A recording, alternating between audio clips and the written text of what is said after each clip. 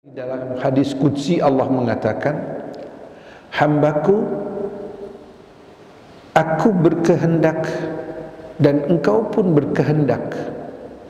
Jika engkau mengikuti kehendakku dengan hakikatnya yang aku inginkan, niscaya akan kuberikan apa saja yang kau kehendaki. Dan jika kau bertentangan dengan kehendakku, maka engkau tidak akan mendapatkan apa yang kau kehendaki, karena setiap kehendak itu atas izin kehendakku.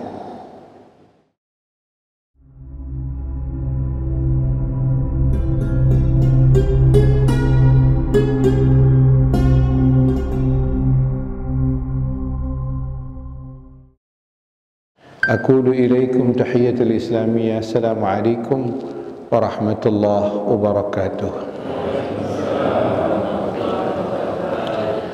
Di dalam Al-Quran, Allah memiliki 4 hak.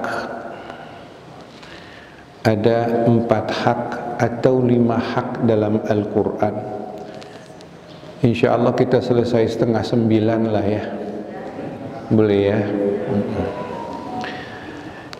Yang pertama, hak Allah itu adalah al-ibadah. Itu yang pertama, hak Allah. Di dalam Al-Quran, Allah menyatakan, wa ma khalaqtul jins wal ins illa liya'budun. Tidaklah aku ciptakan jin dan manusia kecuali untuk mengabdi kepada Allah, beribadah kepada Allah. Jadi hak yang pertama Allah bagi hambanya adalah kita mengabdi kepada Allah. Abad itu adalah dari kata-kata abada ya'budu, ibadah. Artinya seorang, abad itu budak.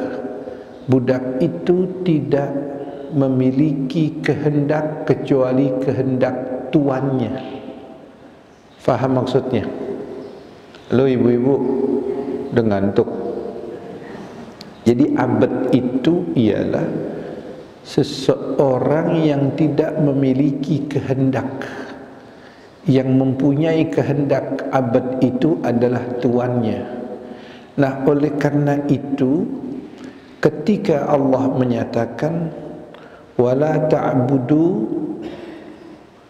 illa iyyah, janganlah engkau mengabdi kecuali kepada siapa? Kepada Allah. La tusyriku bihi syai'a. Jadi jangan menduakan Allah. Kita kembali lagi, abad tadi, bagaimana caranya hidup kita ini tidak berkehendak kecuali dengan kehendak Allah. Itu hidup. Jadi kita mengatur kehendak kita ini sesuai dengan kehendak siapa? Kehendak Allah. Itulah yang di dalam hadis qudsi Allah mengatakan, hambaku, aku berkehendak dan engkau pun berkehendak. Jika engkau mengikuti kehendakku dengan hakikatnya yang aku inginkan, niscaya akan kuberikan apa saja yang kau kehendaki. Dan jika kau bertentangan dengan kehendakku, maka engkau tidak akan mendapatkan apa yang kau kehendaki, karena setiap kehendak itu atas izin kehendakku. Para arif billah menyatakan bahwa hidup ini belajar berkehendak dengan yang maha berkehendak. Jadi kita belajar berkehendak untuk mengikuti kehendak yang maha kehendak. Itu hidup. Nah, ibadah itu dibagi menjadi 2. Ada yang dikatakan ibadah mahdhah, ada dikatakan ghairu mahdhah. Artinya apa? Ada ibadah yang langsung kepada Allah, ada yang tidak langsung kepada Allah. Yang langsung kepada Allah kita ketahui adalah salat, puasa, haji, umrah. Itu adalah yang langsung. Yang tidak langsung ini lebih banyak dari yang langsung. Yang tidak langsung itu adalah hablum minan nas, yang ayatnya ribuan daripada ayat yang berkenaan dengan mahdah. Para mufassirin mengatakan tidak lebih banyak ayat yang mahdah itu hanya 250 ayat dengan pengulangan menjadi 750 ayat. Itu ayat-ayat puasa, zakat, haji, sholat, seperti itu. Tapi ghairu mahdah ini banyak sekali. Nah, kita kembali. Yang pertama, hak Allah itu adalah apa? Ibadah. Wala tamutunna illa wa antum muslimun. Nerima apa yang diinginkan Allah. Sami'na wa ata'na. Allah hanya inginkan satu saja, la tusyrik bihi syai'a. Jangan kau duakan aku dalam kau beribadah. Dalam pengabdian kepada aku, jangan kau apa? Jangan kau apa? Duakan aku. Selain itu Allah akan ampuni dosa-dosanya. Innabi ya ibadi innani anal ghafurur rahim. Beritakan kepada hambaku, Nabi, ya Rasul Nabi, sampaikan berita ini kepada siapa? Kepada hambaku bahwa aku itu maha pengampun, maha penyayang. Itu Allah subhanahu wa ta'ala. Nah, ibadah kepada Allah itu yang dikatakan mahdah tadi, kita lihat itu tergantung daripada hablum minan nas. Karena Rasul sallallahu alaihi wasallam menyatakan, iyyakum wa qati'ir rahim fa inni wajadtu fil Qur'an mal'unan. Hati-hati kalian dengan orang yang memutuskan tali silaturahim, karena aku dapatkan dalam Al-Quran dia terkutuk. Masya Allah. Kalau orang yang terkutuk diterima nggak ibadahnya? Nggak diterima. Qati'ar rahim la yaqbalullah salatahu wa siyamahu wa du'aahu. Orang yang memutuskan silaturahim, salatnya tidak diterima Allah, doanya tidak diterima Allah, puasanya tidak diterima Allah. Jadi kadangkala hablum minan nas ini menentukan hablum minallah. Satu contoh, seorang yang sholatnya luar biasa, puasa Senin Kemis, dia durhaka dengan orang tuanya, diterima nggak sholatnya? Enggak. Itu penentu. Nah, oleh karena itu hablum minallah kadangkala bergantung dengan hablum minan nas. Apa yang dikatakan Rasul sallallahu alaihi wasallam, man lam yahtam bi umuril muslimin falaysa minna. Orang yang tidak mengambil tahu, enggak ambil pusing, tidak mau terlibat dalam urusan orang-orang muslim, maka dia keluar dari muslim. Seperti sekarang ini, kita tidur enak, makan ada, semuanya ada, nggak ada gangguan yang begitu besar, nggak ada ujian yang begitu besar. Kemudian kita tidak ambil tahu tentang urusan saudara kita di Gaza, jangan harap sholat kita akan naik. Jangan harap doa-doa kita akan kabul. Na'udzubillah min dzalik. Karena apa? Karena itu. Karena ibadah itu bersangkutan dengan apa? Hablum minan nas. Bahkan mohon maaf, ibadah-ibadah kita, puasa, zakat, haji, sedekah, itu pun pesan moralnya hablum minan nas. Pesan moralnya adalah hablum minan nas. Inna salata tanha 'anil fahsya' wal munkar. Faman farada fihinna al-hajj fala rafath wala fusuq wala jidala fil hajj. Ya ayyuhalladzina amanu la tubtilu shadaqatikum bil manni wal adza. Itu semuanya pesan moral. Fawailul lil musallin alladzina hum an salatihim sahun alladzina hum yura'un wa yamna'unal ma'un. Itu pesan moral. Berarti ibadah tahajud kita, ibadah puasa sunnah kita, ibadah zikir kita, baca Quran kita dan lain-lainnya itu tergantung dengan apa? Hablum minan nas. Allah kecam bagi orang yang sholat karena apa? Karena melalaikan, bukan lalai sholat kita berapa rakaat, itu hampir umum semua. Apalagi ibu-ibu. Kalau bapak-bapak nggak khusyuk, insya Allah bu. Itu hampir setiap hari. Berapa rakaat nih? 3 atau 2 rakaat ini. Itu hampir setiap hari. Hati kita ini bukan waliullah, bukan aulia Allah. Nah, tetapi yang dimaksudkan di sini pesan moral yang kau lalaikan. Engkau rukuk dan sujud kepadaku, kata Allah, tetapi engkau tidak sujud kepada perintahku.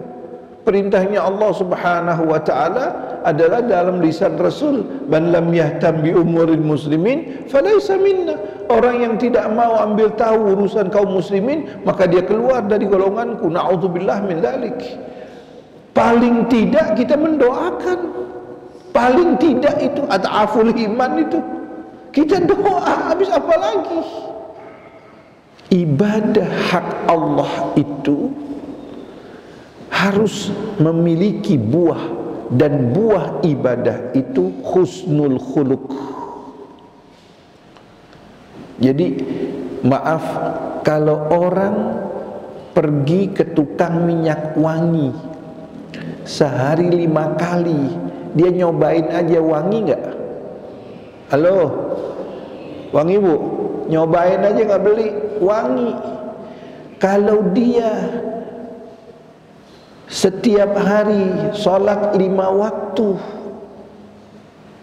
dia ucapkan Bismillahirrahmanirrahim, Allahur Rahmanur Rahim, tapi hatinya nggak punya rahmah, gimana coba? Nggak ada sentuhan di dalam hatinya terhadap saudara-saudaranya yang menderita. Na'udzubillah min dzalik. Astaghfirullahaladzim. Tidak pernah di benaknya, di hatinya memikirkan kepedihan saudaranya. Padahal dia memohon kepada Allah, Rabbighfirli warhamni, tapi dia nggak ada irham. Kan Allah, Rasul mengatakan la yantiqu anil hawa in huwa illa wahyun yuha. Allah itu menyatakan Nabi itu tidak akan berbicara kecuali yang diwahyukan. Rasul mengatakan apa? Al-muslim lil muslimin kal bunyan yashuddu ba'duhum ba'dha. Seorang muslim dengan muslim yang lainnya saling apa? Saling menopang, saling satu dengan yang lainnya.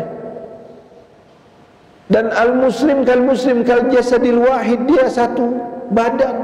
Kalau satu yang luka semuanya demam, itu muslim.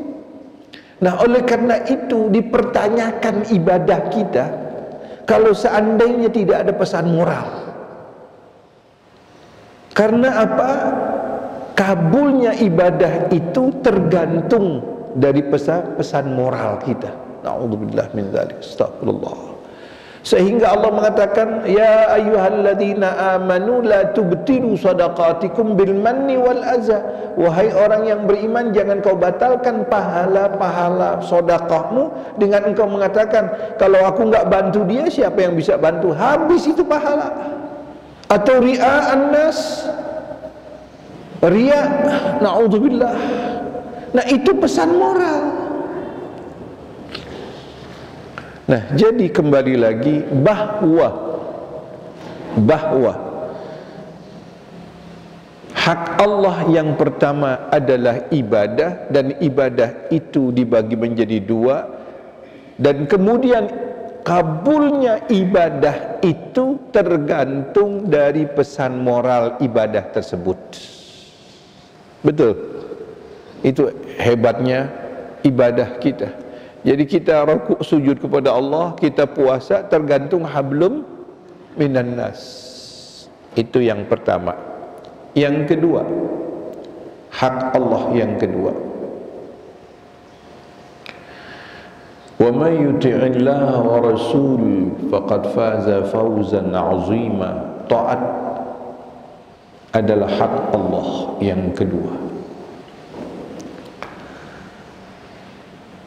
Di dalam Al-Quran banyak sekali itu Allah gandengkan ati'ullah wa ati'ur rasul. Taat kepada Allah dan taat kepada Rasul. Tetapi di satu ayat Allah mengatakan wa man ata'a ar-rasul faqad ata'a Allah wa man yuti'ir rasul faqad ata'a Allah. Siapa yang taat kepada Rasul, maka taat kepada Allah. Allah sebutkan Rasul dulu, baru Allah. Biasanya wa may yuti'illah wa rasulahu faqad faza fawzan 'azima. Siapa yang taat kepada Allah dan Rasul, dia mendapatkan keberuntungan yang besar. Tapi satu ayat Allah balik, barang siapa yang taat kepada Rasul, maka dia taat kepada Allah. Itu kedudukan Nabi Muhammad sallallahu alaihi wasallam. Allah itu sayang kepada kita.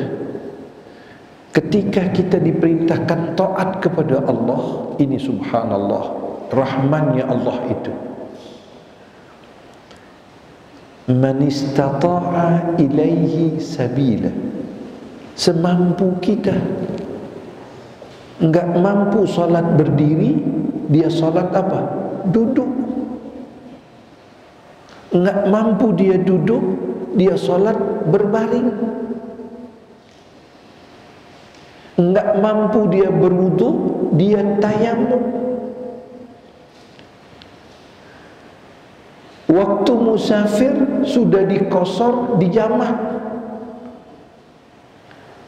Kalau sudah tidak mampu berbaring,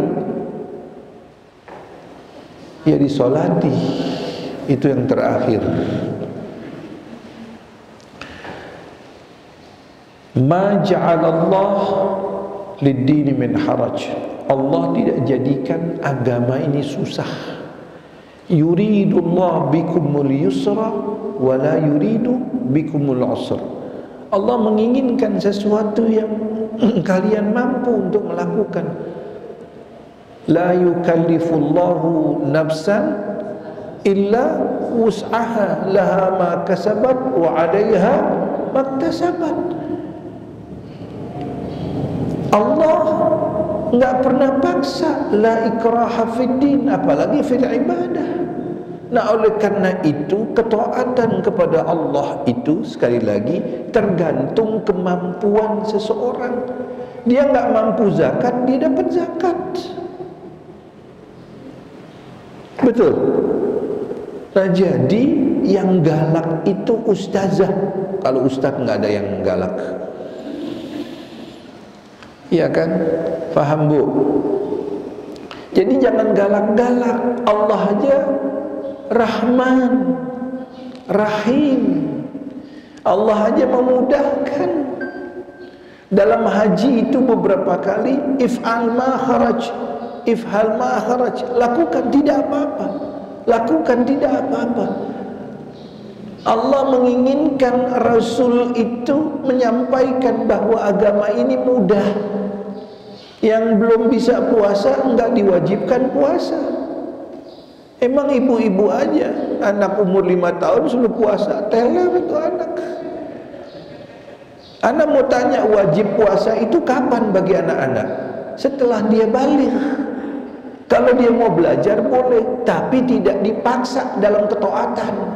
Jelas. Di umur 7 tahun dia nggak mau puasa, hak dia. Tetapi dia harus belajar, nggak dipaksa. Bayangkan tuh anak-anak TK, pagi udah bangun pagi, udah puasa, pulang udah melayang tuh mau pulang, subhanallah. Ntar kalau puasanya ibu beliin sepeda, ibunya gendeng. Allahnya aja belum wajibin kok. Kita di Mesir nggak pernah lihat anak-anak ibtidaiyah itu puasa, karena panasnya sangat luar biasa, nggak kuat. Anak-anak umur 7 tahun, 6 tahun itu nggak kuat. Kalau dia mau puasa, dia belajar puasa, jelas. Jadi ketaatan itu ada batasnya. Ketaatan itu mempunyai batasan. Kalau dia tidak mampu, itu batasannya. Orang nggak punya mampu untuk pergi haji dipaksa nggak? Enggak. Orang sholat aja kalau dia nggak bisa duduk, dia berbaring, nggak dipaksa. Jelas. Itu hak Allah yang kedua. Ketaatan kepada Allah mutlak. Tetapi Allah mengatakan man istata'a ilaihi sabila. Allah itu Rahman, luar biasa. Yang ketiga hak Allah. Apa yang ketiga hak Allah? Wa may yashkur lillah, siapa yang bersyukur kepada Allah, dia akan bersyukur kepada dirinya sendiri. Di dalam Al-Quran banyak ayat berbicara tentang syukur, dan syukur itu hak Allah. Syukur itu hak siapa? Hak Allah subhanahu wa ta'ala. Dan Allah berjanji, siapa yang syukur pasti ditambah. Dengar, siapa yang syukur, la in syakartum la azidannakum. Itu janji Allah. Ini bukan janji pilkada ini. Janji Allah, bukan janji pilpres. La in syakartum la azidannakum. Kata Amirul Mukminin Ali bin Abi Thalib alaihi wassalam mengatakan, siapa yang syukur pasti ditambah.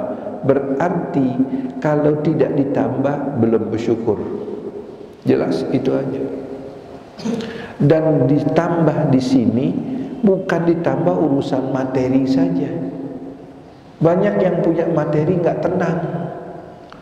Ditambah di sini adalah ketenangan hidup menghadapi masalah hidup.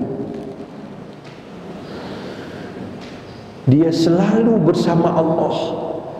Dia yakin Allah tidak pernah meninggalkan dia. Dia yakin bahwa Allah tidak pernah menganiaya dia. Dia yakin Allah tidak pernah membiarkan dia. Dia memiliki sandaran yang besar kepada Allah. Ketika dia bersyukur kepada Allah, dia yakin bahwa Allah subhanahu wa ta'ala akan memberikan keberkahan setiap langkahnya, setiap tarikan nafasnya, karena Allah sudah menjamin itu. Apa makna syukur? Makna syukur yang pertama, menyadari nikmat itu milik Allah. Yang kedua, makna syukur, kalau ini milik Allah, maka jalankanlah kepada sang pemiliknya apa yang diingin pemiliknya. Kalau kita minjem mobil, jangan ngerusak. Betul? Dipinjemin lagi nggak kalau kita ngerusak? Enggak, tiap hari kita minjem sama Allah, kita rusak. Yang ketiga, sadar kalau tuh mobil diambil memang bukan milik kita. Jadi jangan pernah bangga dengan sesuatu yang ada, dan jangan pernah merasa menyesal dengan sesuatu yang tiada, karena hakikat ada dan tiada bukan milikmu. Inna salati wa nusuki wa mahyaya wa mamati lillahi rabbil alamin. Baru sampai di mulut, belum sampai di hati. Kudungan satu yang matching sama seragam hilang, itu dibongkar 4 lemari, Bu. Subhanallah. Bisa nggak jadi gara-gara kerujungan matching nggak ketemu. Bukan di sini ibu-ibu, enggak. Ini sih masya Allah salihat ya. Iya, masya Allah. Itu berat memang. Ujian yang paling terberat itu al-mal maddatu syahwat, harta biang kerok. Yang satu perut ribut nggak urusan warisan? Iya. Dagang untung ribut, rugi berantem. Al-fulus. Maka itu Rasulullah mengatakan, jangan kau heran melihat seseorang terbang dari satu tempat ke tempat. Setan juga terbang, iblis juga terbang. Kalau begitu ya Rasulullah, siapa waliullah?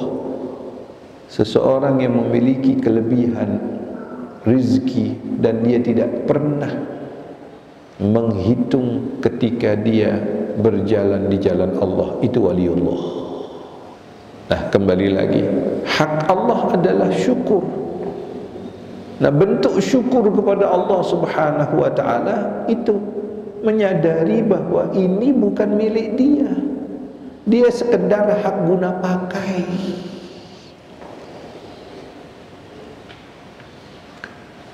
Makanya kita mohon kepada Allah untuk menjadikan kita asyakirin, hamba-hamba yang mampu bersyukur.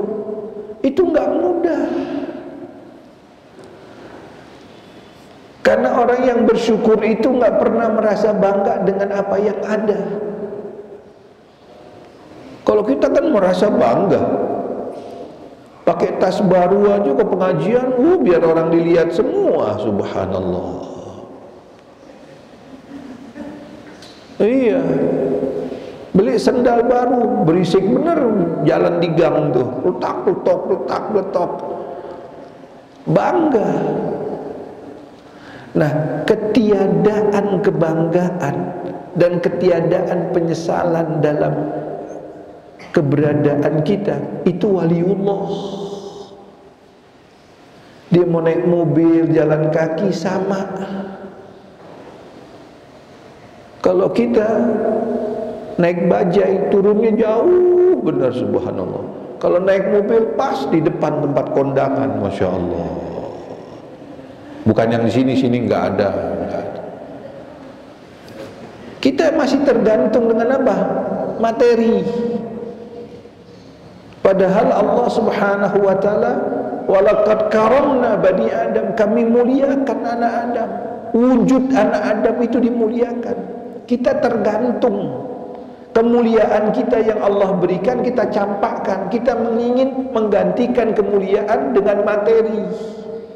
Padahal materi enggak sehelai pun masuk ke liang lahat.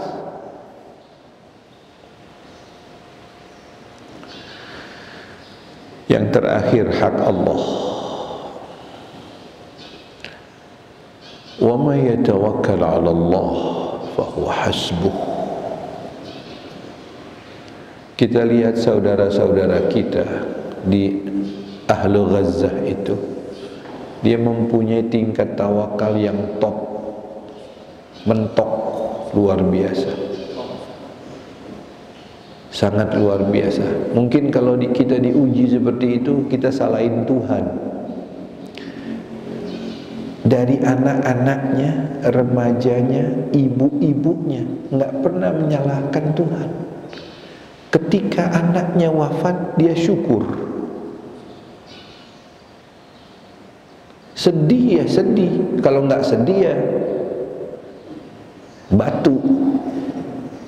Sedih ya sedih, tetapi nggak menjadi satu penyesalan. Sudah bertawakal kepada Allah. Karena kehidupan seorang mukmin yakin bahwa kehidupan yang akan dihadapi nanti lebih baik, lebih kekal, lebih nikmat daripada dunia ini. Itu keimanan, itu tawakal kepada Allah Subhanahu wa ta'ala. Jadi mohon maaf termasuk yang bicara, kita ini ujiannya gak ada apa-apanya. Tawakal kita tingkat rendah, TK. Jadi kalau kita sedang mendapatkan musibah, lihat YouTube tuh, orang yang rumahnya habis, anaknya mati, suaminya meninggal, ya kan? nggak ketahuan kemana, ketimbun air. Coba lihat itu. Jadi apa yang kita hadapi sekarang ini kecil. Ujian yang kita dapati adalah apa? Kecil. Nah, oleh karena itu jangan suka ngeluh sama Tuhan, apalagi ngeluh sama manusia. Allah sudah mengatakan wa may yatawakkal 'ala Allah fa huwa hasbuh. Siapa yang berserah diri kepada aku yang mencukupi. Secara logika, perang sudah 2 bulan lamanya, hampir 85 hari. Itu senjata nggak habis-habis, dan tiap hari tang-tang Israel itu, al-mal'unin itu habis ditembakin. Subhanallah. Nah, itu tawakal kepada Allah. Ketika manusia tawakal kepada Allah, maka turunlah imdadil ghaibiyah, pertolongan secara gaib. Oleh karena itu, ini hak Allah. Kau serahkan dirimu kepadaku, aku cukupi engkau. Subhanallah.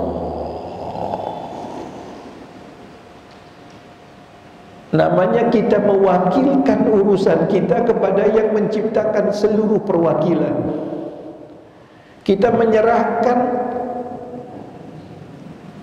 urusan kita kepada yang menciptakan segala urusan, yang menentukan segala urusan. Tapi karena kita belum yakin, karena keimanan kita kecil, masih gelisah kita, padahal Allah mengatakan kau serahkan kepada aku cukupi. Subhanallah. Mudah-mudahan Allah berikan kepercayaan kita, keyakinan untuk itu, insyaAllah. Mudah-mudahan 4 hak Allah ini: 1, ibadah; 2, apa? Taat; 3, syukur; 4, apa? 4 adalah tawakal kepada Allah Subhanahu wa ta'ala. Mudah-mudahan Allah Subhanahu wa ta'ala meringankan kita, menjadikan kita hamba-hamba Allah yang minal abidin, orang-orang yang betul-betul mampu bertawakal, mampu bersyukur kepada Allah, mampu kita beribadah kepada Allah. Minal abidin, minal muti'in, minal syakirin, wal mutawakkilin. Ala hadhihi niyya wa kullu niyatin salihah bi anna Allah yataghashana bir rahmah wa yaghfir lana dhunubana wa yastur awratana wa yuzakki a'malana wa yarhamna wa yarham walidina wa khususan Allahumma anzil junudak minas sama' li ahli Gazzah. Allahumma ansurhum, Allahumma syaddid a'da'uhum wa mazzik tamziqan wa farriq jam'ahum. Allahumma anzilir rahmah wal maghfirah li ahli Gazzah was sabr wa thabat wan nasr wa ayyidu bi nasrika ya arhamar rahimin bi haqqi wa bi hurmati Muhammad wa ali Muhammad. Al-Fatihah. A'udzu billahi minasyaitonir rajim. Bismillahirrahmanirrahim. Alhamdulillahi rabbil alamin, arrahmanir rahim, maliki yaumiddin. Iyyaka na'budu wa iyyaka nasta'in. Ihdinas siratal mustaqim, siratal ladzina an'amta 'alaihim ghairil maghdubi 'alaihim waladdallin. Amin amin ya rabbal alamin. Hadanallahu wa iyyakum ajma'in. Assalamualaikum warahmatullahi wabarakatuh.